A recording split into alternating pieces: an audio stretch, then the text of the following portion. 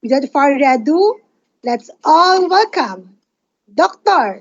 Edwin Bien. Thank you very much. Thank you very much, Miss Grace. Okay, I hope nadidinig po ako ng lahat. Nadidinig po ba ako, mga ka-Dyna Farm? Yes, Doc. Klarong-klaro. Okay. Well, mag-uusap tayo tungkol dito sa malaking usapin sa Senado. Mayroon bang taga Bulacan dito sa mga grupo nating nakikinig ngayon? Shout out naman sa mga taga Bulacan. Kayo ang bida. Dahil yung mga taga Bulacan, kayo daw yung binabaha. Ngunit, sinabi na nasa mga 41 billion na daw ang nailagay na pondo para sa flood control. Diyan sa lugar ninyo lang Bulacan lang yon. Pero wala, baha pa din. Alam nyo ba kung bakit natin pinag-uusapan ngayon ang tungkol sa baha? Higit 100 na po ang pumapanaw sa leptospirosis. At sinasabi ng ating kagawaran ng kalusugan, huwag daw tayong mag-alala. Mayroon silang ibinibigay na prophylaxis na antibiotiko na doxycycline. Pero kung susuriin, hindi yun ang solusyon. Ang solusyon, bakit sobra ang baha ngayon na hindi nyo na gagawa ng paraan? Kasi nga, marami po doon sa pondong yon nawawala. So pag-usapan natin, ano ang epekto ng baha? Paano po tayo mag-iingat? At ipagdasal na lang natin na sana'y makonsensya yung mga nasa gobyerno na bawas-bawasan yung crocodiles. Tingnan natin ang picture number 1 with your permission, Sir Bong. Hindi ko na ipadala kay Sir Bong pero naipadala ko kay Miss Precious yung aking mga pictures na gusto kong ipakita. Andyan na.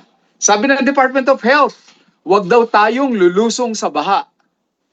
Madaling sabihin yun. Siguro lahat ng mga taga-DOH ba naka-SUV? Paano naman yung mga estudyante ninyo? Paano naman yung ordinaryong tao? Paano yung mga nakamotorsiklo? Sa ayaw at gusto natin, kahit na bumabagyo, hindi naman tayo mga elementarya, papasok at papasok tayo. At sa ayaw at gusto natin, talagang lulusong tayo sa tubig baha. Kahit ano pa sabihin ng Department of Health. Ngayon, sa picture number 2, makikita natin, ito naman talaga ang tunay na dahilan kung bakit nagbabaha ayan, naglalaban-laban na ang mga senador. Sumasali yung mga kongresista, sumasali rin yung mga kontratista. Hindi sa akin galing ito Ito ay galing sa isang TV network sa Channel 5 kung saan ako ay kasama na may corruption talaga. Nangyayari yon. Alam naman na natin yon. Ngayon, ano ang nangyayari sa baha? Gaano man kalinis yung kalsada, ito yung nangyayari sa picture number 3. Mayroong daga at mayroong daga. Hindi kailangan nakatira kayo sa maruming lugar, sa squatter area, kahit na exclusive subdivision pa yan. Dahil ang mga daga ay nakatira po sa sewage, sa ilalim. No? Kaya kapag halimbawang nagbabaha, sa ayaw at gusto natin, pupunta sila sa ibabaw dahil malulunod sila So kagaya rin natin, dumudumi sila, umiihi sila. So that is why yung dumi at ihi nila nandito sa ibabaw. Wala po ron sa ilalim ng imburnal. Dahil ayaw din nilang malunod. Okay. So ano mangyayari po doon? Sa picture number 4, tingnan natin. Ang daga na dumumi o umihi ay maaaring maka-infect ng ating alaga. Kung nasa probinsya kayo, pwedeng ma-infeksyon. Maging baka, maging kambing, maging baboy. Kung kayo ay nandito sa Manila, sa syudad, pwedeng ma-infeksyon ng inyong alagang pusa, alagang aso, dahil sila ay pwedeng makadila ng mga basurahan o kaya mga damuhan na naihian ng daga. Ang nakadiscovery po nito ng karamdaman na ito ay isang doktor. Noong araw pa, 18th century pa, si Dr. Adolf Weil. Kaya ang tawag sa karamdaman na to, bago naging leptospirosis, ay Weil's disease. Si Dr. Weil, nakita niya maraming mga naninilaw, maraming mga tinatrangkaso, maraming namamatay nung kapanahunan niya. Hindi pa nadidiskubre kung ano yung mikrobyong yun. Recently lamang na-discover yung mikrobyo. Nandito sa picture number 5. Kung makikita po ninyo yung parang ahas na nandito sa bandang 6 o'clock, yan po ay maliit na hindi nakikita sa ordinaryong mata. Pero ang itsura po niyan, kamukha ng pambukas ng ating champagne bottle. Corkscrew. Kaya tinawag na leptospirosis. Hindi natin kailangan magkaroon ng sugat sa paa para pumasok siya sa ating balat. Kasi gaya ng corkscrew, pwede po siyang sumuot sa pores, sa talampakan, sa pores ng talampakan. Mas mabilis siyang sumuot doon sa pagitan ng mga kuko, lalong-lalo na kung tayo'y nagpa-pedicure. Pero sa pagitan ng dalawang daliri ng ating talampakan, doon nila paboritong pinapasok kasi manipis ang balat doon. So pag pumasok na sila, dadaan na ngayon yan sa ating dugo. Makikita nyo, nasa dugo na. Ang mangyayari doon sa tao, makararamdam siya ng parang trangkaso. Lagnat, sakit ng ulo, at saka po masakit ang pangangatawan. Ang sarap ng kinakain ni Ma'am Helen Agua. Ma'am Helen, share ka naman yan. Kitang-kita ka namin. Manok at kanin, nagkakamay pa. O sige, patayin mo muna, Ma'am Helen, yung iyong at nakapokus sa iyo I-focus mo sa iba yung picture. Nakikita na namin kisame mo. Patayin mo yung video para hindi mawala sa orientation yung mga nakikinig sa atin. Yan. At para makakain ka ng matiwasay. Yan. Pabalik tayo sa ating usapan. So, yung leptospirosis, magbibigay sa atin ng 1 linggong trangkaso. Pagkatapos ng 1 linggo, kung ordinary virus yan, dapat magaling na tayo. Pero, after 1 week, kung hindi ka pa gumaling, makakaramdam ka ng mga sintomas gaya nito. Sa picture number 6. Tingnan natin, Direk. O, tingnan natin, Sir Bong. Direk tuloy. Ayan. Mataas na lagnat. Hindi bumababa yung lagnat, imbis umaakyat pa. Mamumula ang mata. Akala mo, dengue, no? Sasakit ang tiyan. Akala mo, nagtatai ka, no? Makakaramdam ka ng sakit sa batok. Akala mo, may high blood ka. Giginawin ka na manginginig ka. And, pwede ka ngayong magkaroon ng rashes sa kamay, sa dibdib, pero mas marami sa paa o sa iyong binti. Ito yung itsura ng rashes. Tingnan natin ang picture number 7. Sa picture number 7, ito po yung rashes niya. Ipakita natin nga po. Ayan, no? Bigla na lang, dadami yan. Yung iba makati, yung iba hindi makati. Pero kapag nakakita kayo ng rashes na ganito, at sa loob ng nakaraang linggo, alam nyong lumusong kayo sa baha, huwag po ninyong isipin na fungal infection lang ito. Ito ay unang senyales ng leptospirosis or Weil's disease. Kapag ganito po, mangangailangan na kagad tayo ng antibiotiko.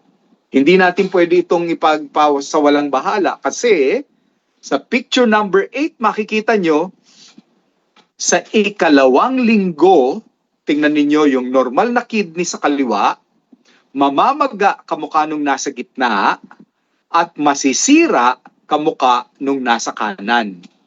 Alam nyo ba kung ano ang senyales ng mga doktor kapag kayo ay nasisira na ang kidney dahil sa leptospirosis? Ang ihi po ninyo sa buong maghapon ay kulang na lang sa kalahating baso. Isipin ninyo, uminom ka ng 1 litrong tubig maghapon, pero sa tuwing iihi ka, patak-patak lang. At kung iipunin mo yung patak-patak na yon, ikaw ay makakaipon lang ng kalahating baso. Ang tawag doon, anuria. A-N-U-R-I-A, anuria, nawalan ka ng sapat na pag-ihi. Nagsha-shutdown ang iyong kidney. Ang tawag namin dun sa shutdown na yon, acute renal failure. Tingnan natin ang picture number 9. Sa loob ng kidney, ganito yung nangyayari. Oh. Tingnan ninyo yung bilog sa bandang alas 12, normal na selula ng kidney. Tingnan ninyo yung bandang alauna na bilog, nasira na yung mga tubo ng kidney. Tingnan ninyo yung pinakakaliwang bahagi, yung spirochete na tinatawag. Yan yung mikrobyo ng leptospirosis ay sumuot sa kidney, pumasok mismo dun sa tubo ng kidney at sinira niya yung kidney. Okay, ang kidney yung nandun sa bandang alas 6. Kita nyo po. So, ano mangyayari sa taong ito? Kailanganin ng immediate dialysis. Dahil kapag hindi tayo umiihi, malalaso ng ating dugo. Tataas ang ating creatinine. Ang creatinine dapat less than 100. Pwedeng mag 500, 700, or 1,000. At that level, yung lason aakyat na sa utak natin. Doon pa lang marami na ang pumapanaw. Namamatay na po kagad. Kung sakali na hindi kidney ang maapektuhan naman sa inyo, wala kayong rashes, ito naman ang makikita natin sa picture number 10. Paninilaw ng mata. Yung aso ko, nakita ko nagka-leptospirosis, nanilaw ang mata. Nangisay pa siya, nagkaroon siya ng seizure o convulsion. Mayroon pong kamag-anak, kami, na ganun din. Hindi niya akalain na magkaka-leptospirosis siya kasi yung tubig naman na nilakaran niya parang hanggang sakong lang. Pero nagka-leptospirosis din siya, nanilaw din po siya. Bakit naninilaw? Nasa picture number 11. Dahil yung atay na normally kulay brown, kamukha nung nakikita natin sa palengke, nagsha-shutdown at nangingitim. So, kita nyo na ha, yung pangingitim na yon ng atay means damage to the cells of the liver. Ano ang itsura niyan pag tiningnan sa microscope? Nasa picture number 12. Tingnan natin po. Ito, atay naman ito. Okay.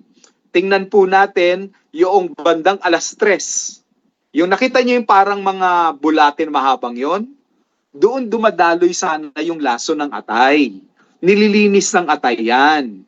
Alin ang panlinis ng atay? Yung nasa gitna na nakikita niyo parang parang muffin.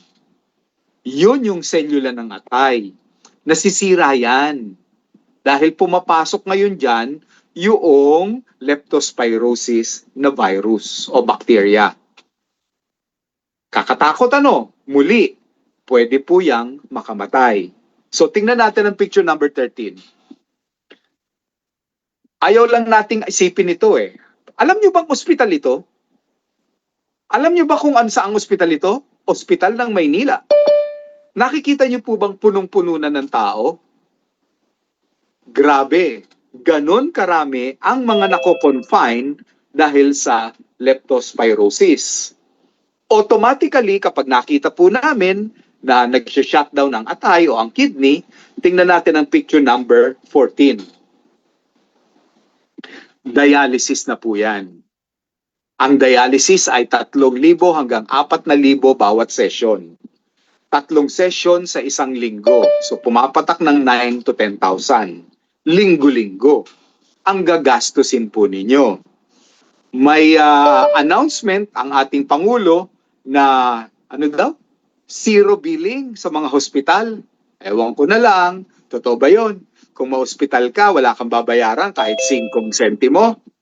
Hindi natin sure. Madaling sabihin, pero kapag nandun na tayo, baka mamaya maghahagilap po tayo ng pera. So, ang leptospirosis ay delikado. Nakukuha ito sa paglusong sa baha. Huwag po ninyong hayaang maglaro ang inyong mga anak sa tubig baha. At kung kayo po ay lulusong, mag-invest na lang po tayo sa mga talagang bota. May mga bota po na nasa online na hanggang tuhod. At bago po tayo lumusong, mas maganda nang mayroon tayong proteksyon. Nasa next picture, ang isa sa magandang proteksyon na sa tingin ko ay mayroong antimicrobial property. Yan po, garlic capsule. Naniniwala po ako dyan. Hindi po yung bawang na ikakaskas po ninyo sa balat nyo, no? Dahil nakuha po nila talaga yung essence ng garlic, yung antimicrobial property, at inilagay po nila sa capsule. So, you can take it ng 2 times per day bilang prevention. Okay, next.